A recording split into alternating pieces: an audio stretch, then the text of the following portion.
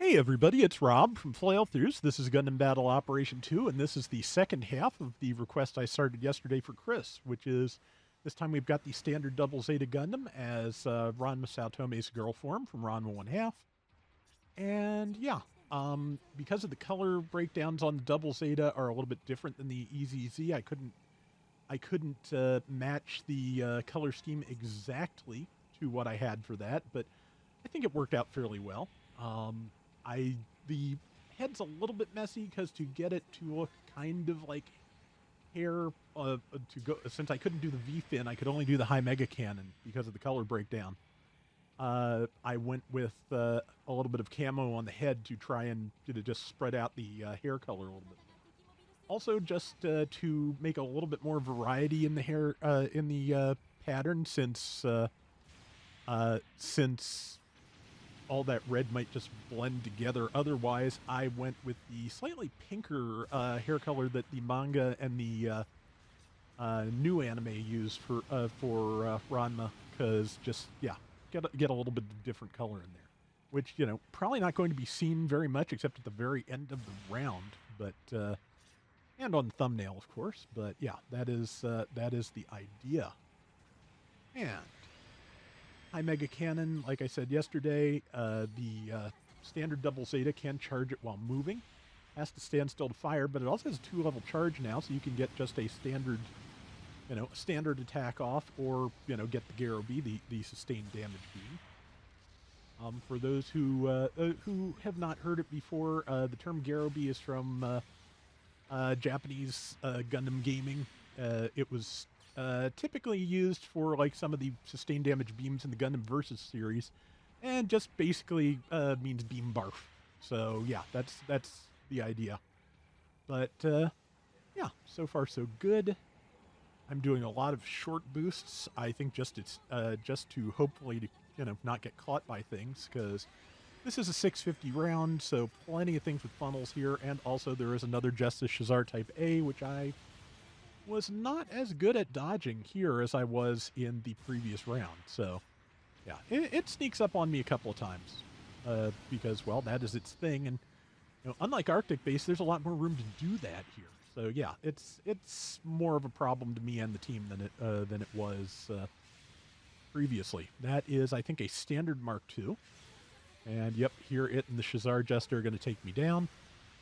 Yeah, so this one still came out well, but yeah, the enhanced double Zeta round was like one of the best things I've done in forever, so I was really happy with how that came out. So that little volley of, 3 or 4 kills at the beginning here, where I managed to tag things with low health, certainly didn't hurt my feelings. But yeah, so far we've got a good solid lead. There is time left to get the rest, hopefully. And time left to get... I have no idea what I meant by that sentence. Never mind. But yeah, coming back in, the various skirt plates do a pretty good job of emulating how Ranma's tunic kind of like hangs over the pants. So I think that came out fairly well. The white on the shoulder armor, I just tried to. Oh, there's that Shazar again. I wanted to get the white of the sleeves on there somewhere, because being slightly shorter and slimmer, girl Ranma tends to roll up her sleeves to get them out of her way. So yeah, they're white on the inside, so that's what I was going for with that. And just any other place I tried to put it just kind of screwed up the whole color scheme. So doing custom color schemes like this is always interesting, because yeah, there's just making it work and making it look good within the confines of the GBO system, where you have like what, a dozen color locations at most connected together. Yeah, that is a challenge sometimes. So, and you can do one camo pattern with up to 5 different colors to stretch that, and that's hard too. So yeah, it's always fun to see what I can come up with, and just sometimes it just doesn't work out with the suit I'm trying it for, and just I'm always happy when it does, because yeah, it's like I said, it's fun to do and often just really challenging. see, managed to take somebody else at low health out. I've been really good at just snapping up things there.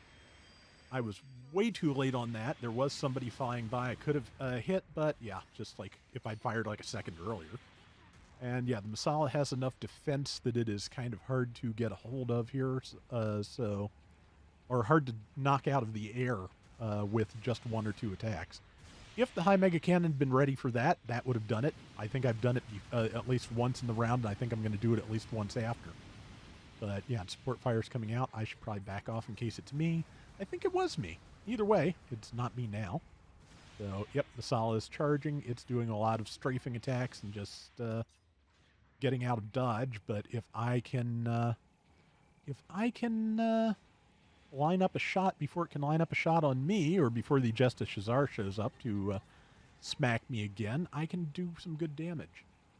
I'm kind of putting my back to a wall here to minimize that Shazar thing, but yeah, since I'm not paying enough attention to my, to my sides, I may not manage it. That was another just piece of serendipity, like that heavy attack in the previous round, because yeah, and there's the Shazar. Because yeah, I managed to kill something behind the Masala I was trying to hit. That was fun. And there is the Shazar, which yeah, I'm just going to hit with whatever I can as fast as I can. This is a good place to use boosting missiles, because you can lay a lot of damage and stuns on things from a distance, but again, low ceilings are your arch enemy here. And yeah, hit it and got blindsided by what appeared to be a prototype double Zeta on my own team, I think? Yeah, so. Or something, actually I have a feeling something behind it hit me, because it was charging its heavy, so if it had hit me, I'd be on the ground. So yeah, something, I probably got sniped by an enemy further off, so. Minute to go. And yeah, we are at the enemy base, and I think we're just going to hang out here, because we've got a minute, we've got a lead, may as well. And I thought I could hold that cough until recording was done, but I couldn't, so hopefully I remembered to edit it out. And if I do, this comment will hopefully make no sense, but, I brain. I do brain very frequently, or actually infrequently. Yeah, so, yeah, right now we're just trying to rack up some bonus points, see what we can get. And like I mentioned, the high mega cannon can fire through the base, so yeah, bunch of bonus damage there. The double beam rifle can also do that, so yeah, I'm in a great position of being able to just, provide support fire for the team all the way back here without having to get in on things until, I've redlined both my weapons, at which case I'm kind of useless. Vulcans probably would have been a good choice here, but I did not have them ready. But hey, we won it, and I'm pretty happy with how it came out, so let us take a look in a moment at the final numbers. But yeah, you can see there the slightly pinker area, and yeah, it's, like I said, a little bit sloppy, because that was the best camo I could come up with, but top score at 5115, 7 and 2, 99,000. I will take it. That's going to do it for today's GBO2. We'll be back soon with more. Hope you enjoyed this, Chris, and until next time, everybody take care and have fun. Later! Yeah, Ranma and a Half was one of the first games I remember coming out here without like heavy modifications for the US. There was also Fist of the North Star for the NES before that, but yeah, the first Ranma SNES game was changed into Street Combat, which turned the two Ranmas into identical guys named Steven, I believe. Yeah, famous anime Steven One Half. But the second one, there was actually enough interest to leave it as Ranma One Half, and yeah, bring it out here basically unchanged. Amusingly, they did redo all of the voices in English, or with English speaking voice actors, even though almost all of the dialogue was still in Japanese because it was attack names and what have you. I still am not sure why they did that.